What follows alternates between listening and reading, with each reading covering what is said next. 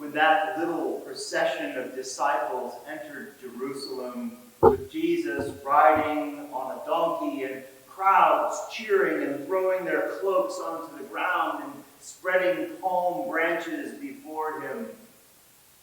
That procession and Jesus were entering into a desperate city, to a suffering people, at a grim time in history.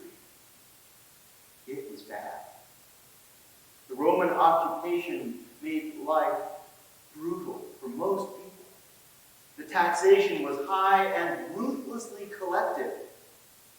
Families went bankrupt trying to pay their taxes. They ended up selling their land. Some even sold themselves into slavery. Others simply became homeless. It was bad. Rome proclaimed that they brought peace, but the peace of Rome came at high cost. At the same time that Jesus and his procession of disciples were parading into the city, processing into the city through one gate, through another gate, Pilate was leading his legions of Roman soldiers into the city to make sure that there would be no trouble during the Jewish high holy days. It was bad then, and it's bad now. For weeks we have been isolated in our houses by this coronavirus pandemic. Businesses have closed. People are losing their jobs.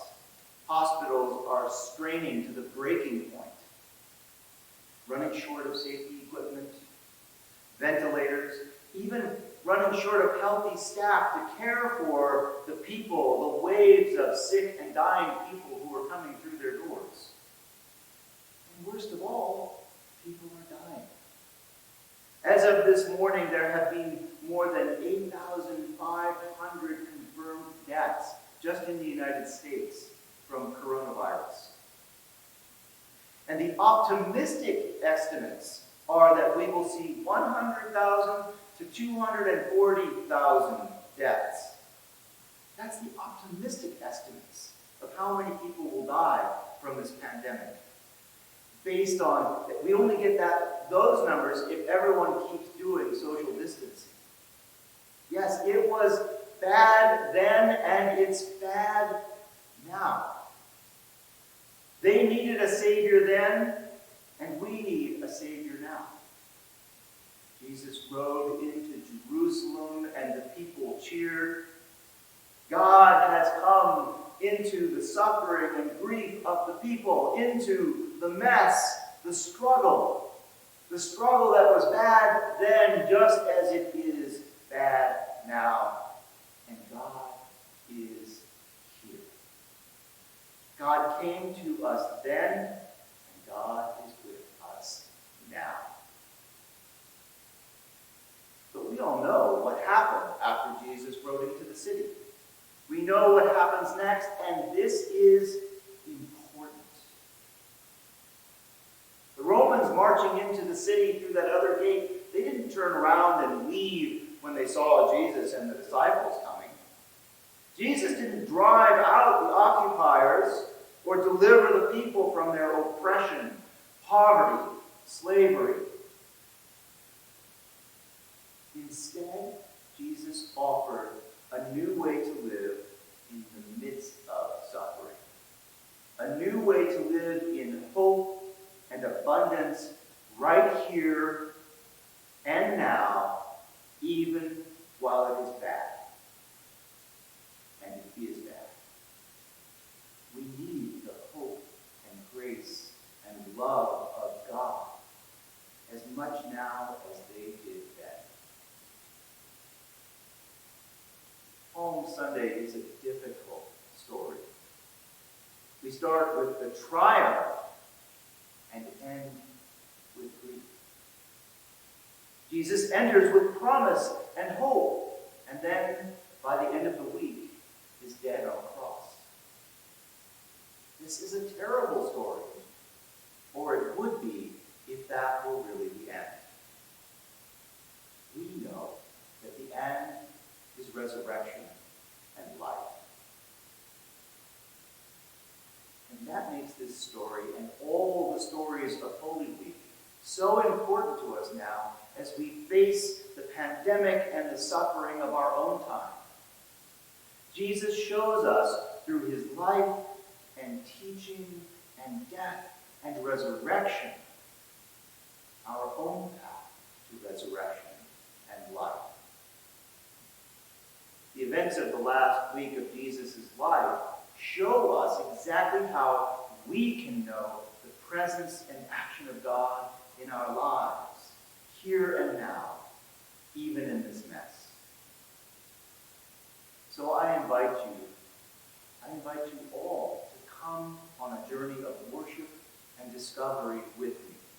We start appropriately here with Palm Sunday, with the promise of God with us. Jesus rides into Jerusalem, into the mess, into the suffering. God has come to us here and now, while we are shut down, isolated by this pandemic, while people we love are losing their jobs and their lives. God has come. God is here.